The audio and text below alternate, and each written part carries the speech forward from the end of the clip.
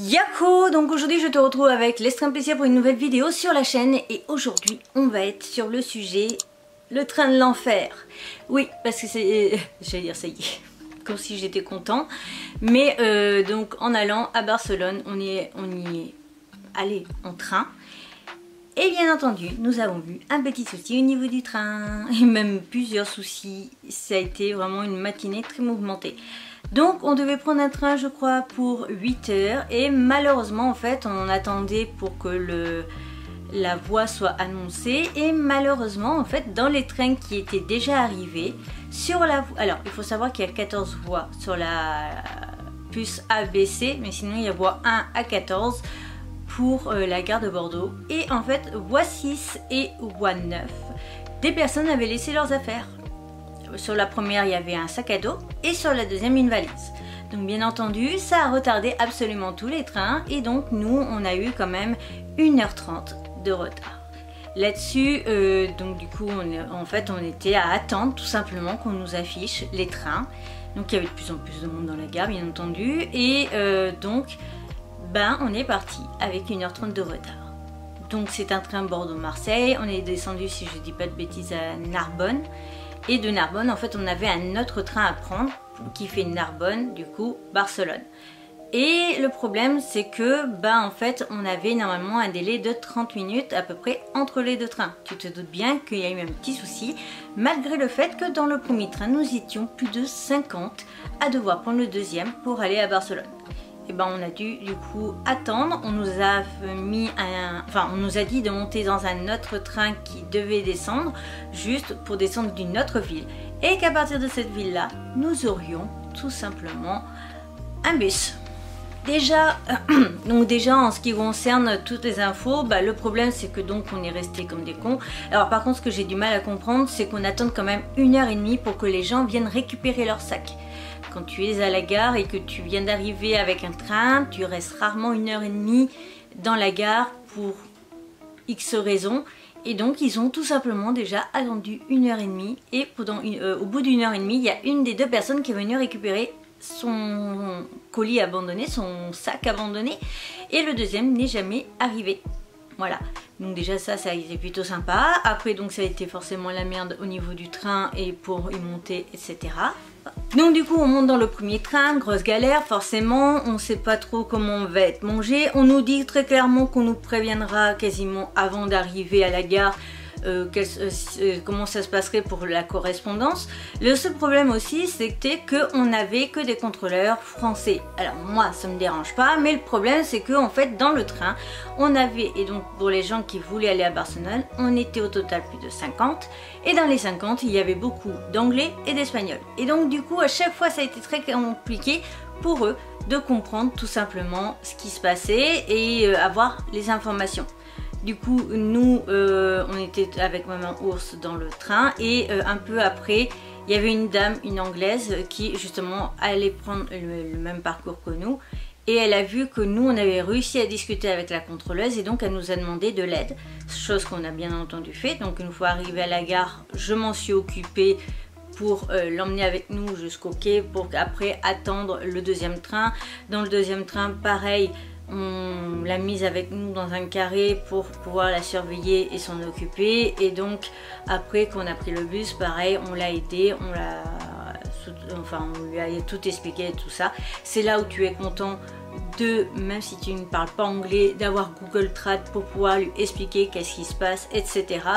Pour même le truc tout bête, à un moment donné nous avec ma maman avant de partir du train pour attendre, on avait quasiment 20 minutes à attendre pour avoir du coup le bus.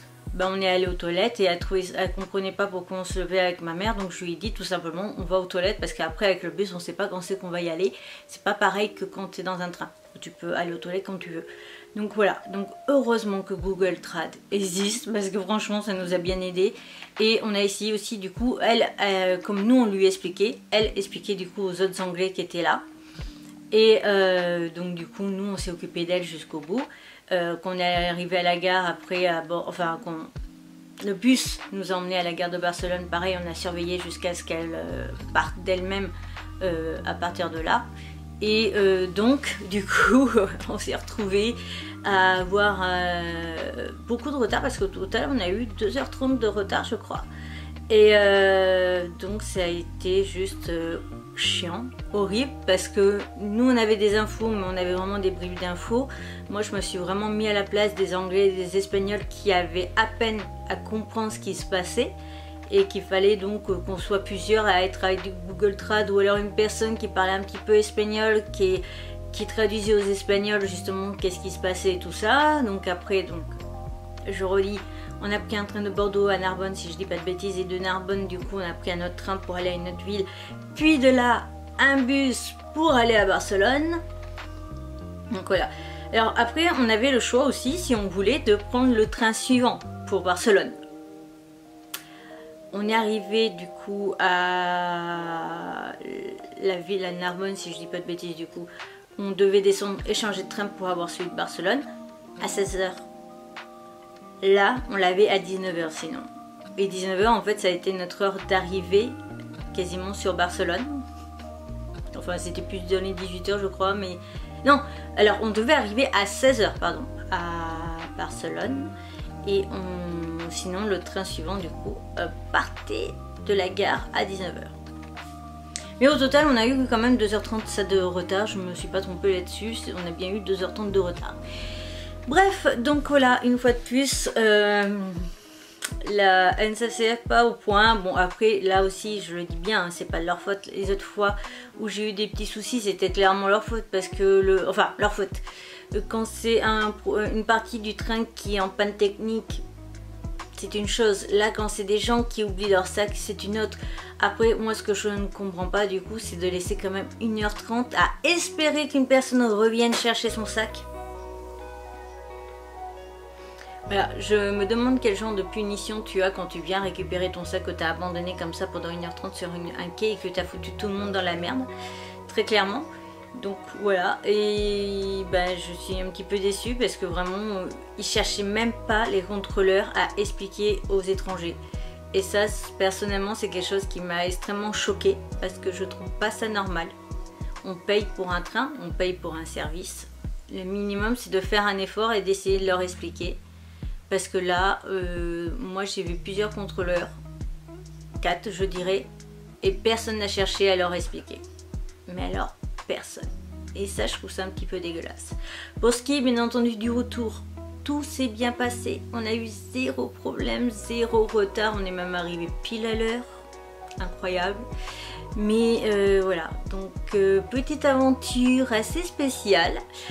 Beaucoup de stress pour moi bien entendu parce que tout ça, moi personnellement, ça me travaille. Donc au lieu d'être en train de beaucoup lire au niveau de mes mangas, j'ai lu un livre de moins clairement parce que j'étais trop stressée, etc. Et que j'arrivais pas à me concentrer parce que il y avait le qu'est-ce qu'on va faire, qu'est-ce qu'on va devenir, parce que très clairement je trouve ça horrible de nous laisser comme ça parce que c'était enfin voilà, on était censé arriver à 16h et le changement de train et tout, et vraiment c'est quoi 20 minutes avant d'arriver à la gare qu'on nous dit ah bah en fait il faudra donc descendre du train et attendre telle voie parce que à telle voie on vous fera monter dans tel train pour juste descendre d'une ville et après là vous aurez donc un bus. Mais c'est pareil en fait parce que le bus on nous a dit attendez devant l'entrée de la gare.